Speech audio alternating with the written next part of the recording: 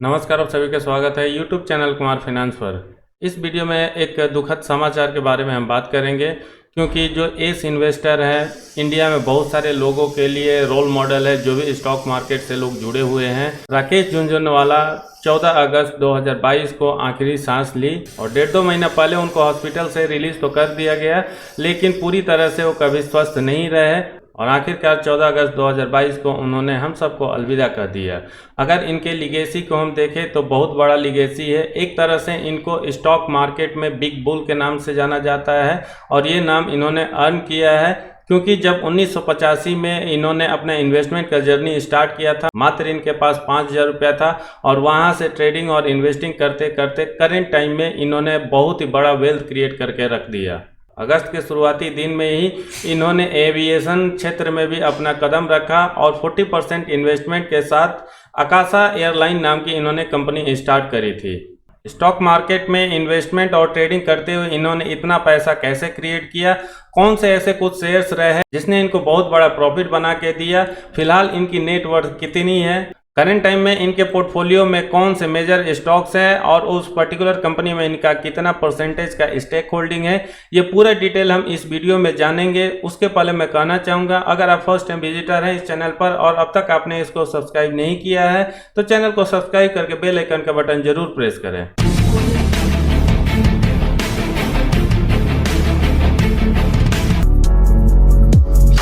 राकेश झुनझुनवाला ने जब हम सबको अलविदा कहा और इस दुनिया से रुखसत हुए तब उनका एज 62 ईयर्स था। फिलहाल ये मुंबई में रहते थे। करंट टाइम में इनका नेट वर्थ $5.8 बिलियन माना जा रहा है, जो अगर हम इंडियन रुपीज में कन्वर्ट करके देखें तो ये करीब 46,185 करोड़ रुपया होता है। शायद डायरेक्ट बिजनेस में इन्होंने 7 अगस्त को ही एंट्री किया था, क्योंकि इसी दिन लो कॉस्ट कैरियर आकाशा एयर का इन्होंने इनागुरेट किया था। राकेश झुनझुनवाला ने जब आखिरी बार सांस ली इस पृथ्वी लोक में, तब वो इंडिया के 36th रिचेस्ट पर्सन थे, जबकि अगर हम पूरे वर्ल्ड की बात करें तो 2021 डेटा के हिसाब से ये 438वें नंबर पर थे। राकेश झुनझुनवाला जी के बायो के बारे में अगर हम बात करें तो इन्होंने the big bull, the king of Dalal street नाम की ख्याति प्राप्त की थी और ये निकनेम इनको अपने पर्सनालिटी, अपने इन्वेस्टमेंट के अगेंस्ट में जो रिटर्न मिला उसकी वजह से मिला। क्योंकि नॉर्मली हम देखते हैं बहुत सारे लोग स्टॉक मार्केट में आते तो हैं लेकिन पैसा नहीं बनाते हैं और अल्टीमेटली वो स्टॉक मार्केट को हमेशा के लिए बाय बाय करते हैं।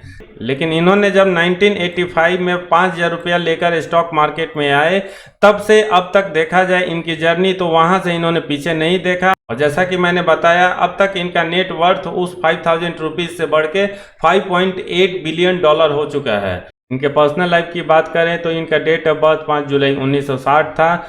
बर्थ प्लेस इनका हैदराबाद तेलंगाना है। Nationality Indian. होम टाउन इनका मुंबई है।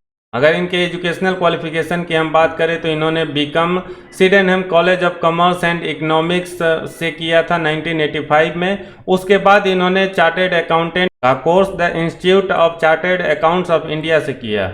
रिलीजन इनका हिंदुइज्म है। एथेंटिसिटी इनका मारवाड़ी रहा है। इनका political inclination Bharatiya Janata party यानी बीजेपी के साथ रहा है। हॉबीज़ देखें तो इनको पढ़ना, टीवी देखना जो फूड के रिलेटेड हो, ऐसे शो जो टीवी पे आते हैं उनको देखना है। 22 फरवरी 1987 को इन्होंने शादी किया था और इनकी बेटर हाफ या वाइफ, स्पाउस जो भी हम कहें, उनका नाम रेखा झुनझुनवाला है और ये भी एक स्टॉक मार्केट इन्वेस्टर हैं।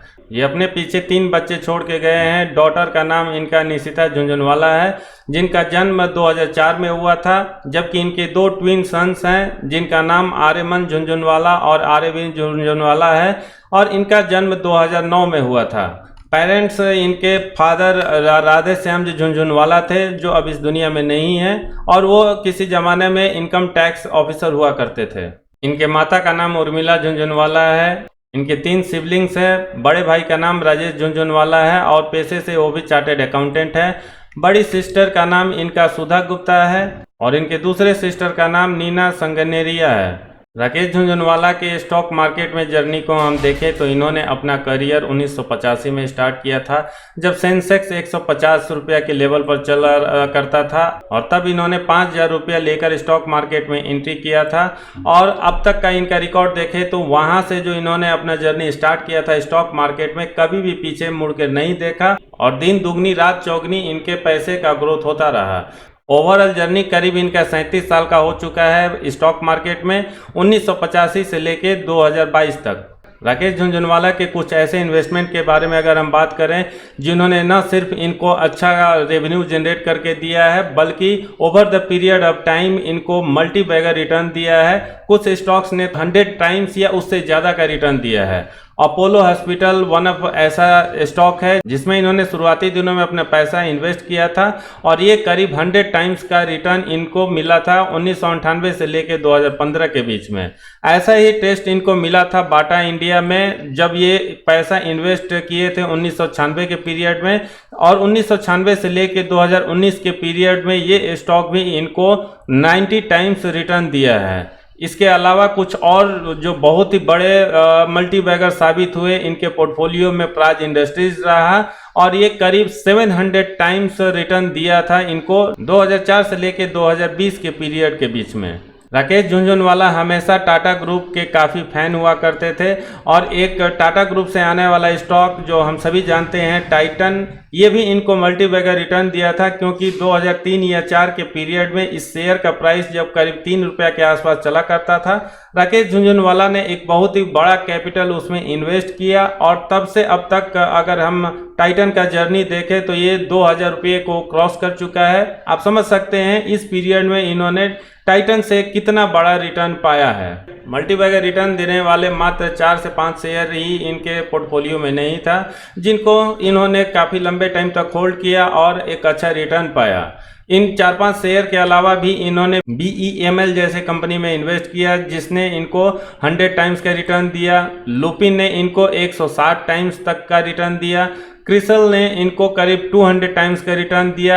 SCI कंपनी ने इनको करीब 1200% का रिटर्न दिया।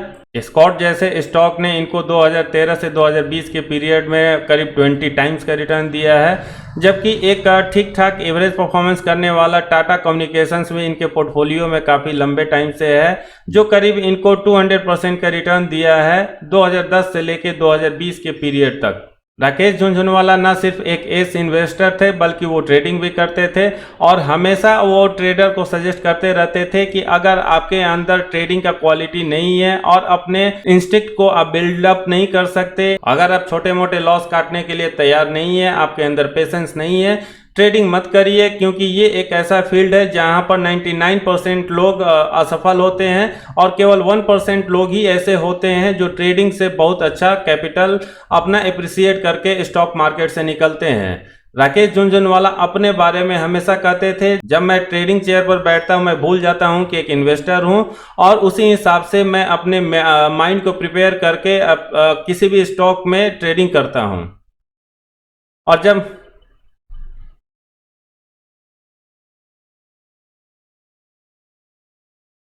कई बार ये एक जोक भी कहा करते थे, trading and investing are like having a wife and mistress, you can't manage both well, so keep them apart and never mix up them one to another.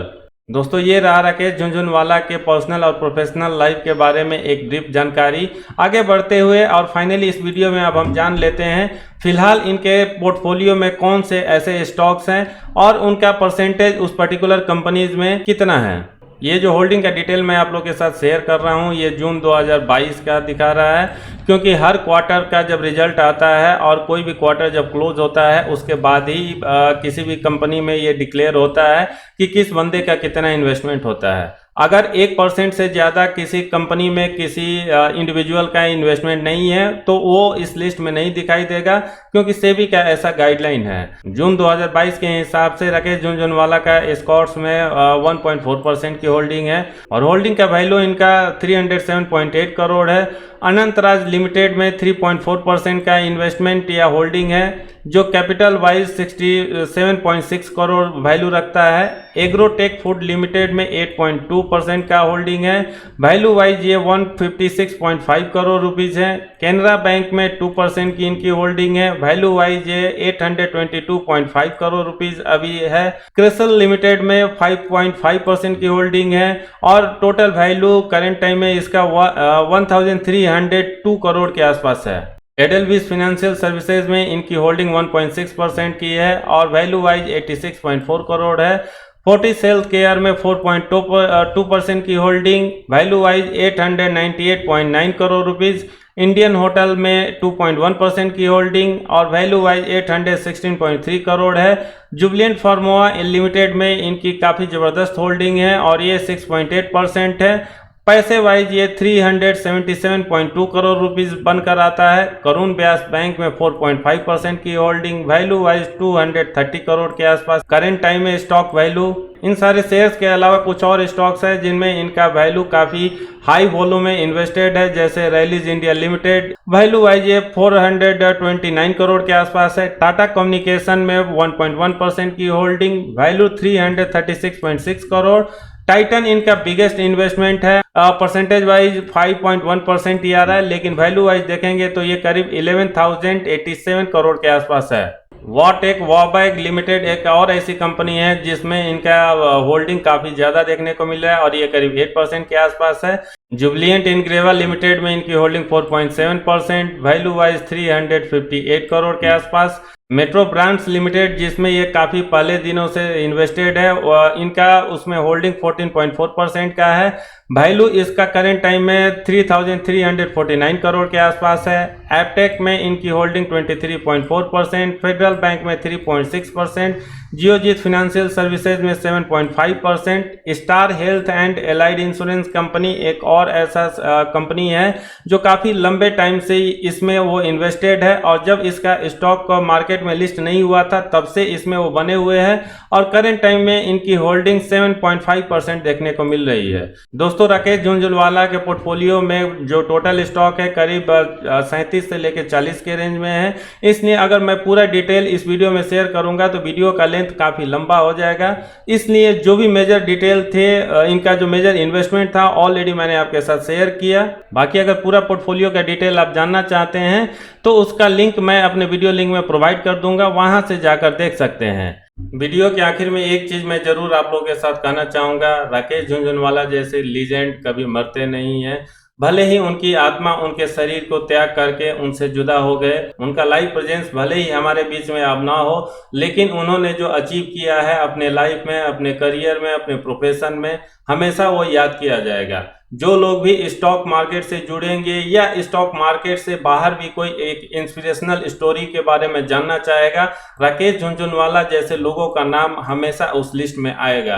ना सिर्फ हम बल्कि हम अपने आगे आने वाली पीढ़ी को भी उनसे इंस्पायर कर सकते हैं कि कैसे एक छोटे से कैपिटल से उन्होंने नेटवर्थ अपने लिए और अपने आने वाले जनरेशन के लिए क्रिएट किया और जब वो दुनिया से विदा हुए उनके पीछे करीब हजारों लाखों की संख्या में लोग ऐसे रहे जो उनकी दिवंगत आत्मा के लिए शांति की प्रार्थना कर रहे हैं। दोस्तों, इस वीडियो में इतना ही और मैं ये तो नहीं कर सकता ये वीडियो कैसा लगा। निश्चित ही जितना मैं दुखी हूँ हो सकता है आप उससे थोड़ा सा ज्यादा दुखी हो अगर आप राकेश झुनझुनवाला जैसे लोगों को फॉलो करते हैं तो। इसलिए मैं आपको इस वीडियो को लाइक करने के लिए भी नहीं बोलूँगा, लेकिन हम अगले वीडियो में मिले उसके पहले मैं भी उनकी दिवंगत आत्मा की शांति के लिए प्रार्थना करते हुए आपसे विदा लेना चाहूँगा।